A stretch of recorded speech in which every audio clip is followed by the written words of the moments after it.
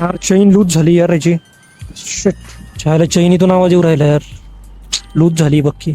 Chain Sprocket बदलायची वेळ आलेली गाईच. तुम्ही ती म्हण ऐकली असेल की हत्ती घेणं सोपं आहे पण त्याचं पाळणं अवघड आहे. तर स्वागत आहे गाईज तुमचं डोकेदुखी पार्ट 4 मध्ये. आणि आजची डोकेदुखी आहे मेंटेनन्स. जिंदगी में बहुत गम आहे पण असली गम मेंटेनन्स आहे. मग तो कोणत्या पण गोष्टीचा असू द्या.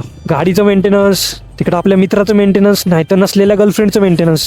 सगळी जिंदगी झाली आहे ती पक्की मेंटेनन्समुळं. कारण की जेव्हा पण मेंटेनन्सचा खर्च निघतो मग खिशाला पक्की कात्री लागते गाईज. आता हिचंच बघा ना, आता चेन स्प्रॉकेट गेलेलं आहे तिचं. 30,000 किलोमीटर झाली गाडी. त्याला लागतील आता 3,000 रुपये. सर्व्हिसिंगचा पण टाइम आलेला आहे, त्याला लागतील 2,000 रुपये.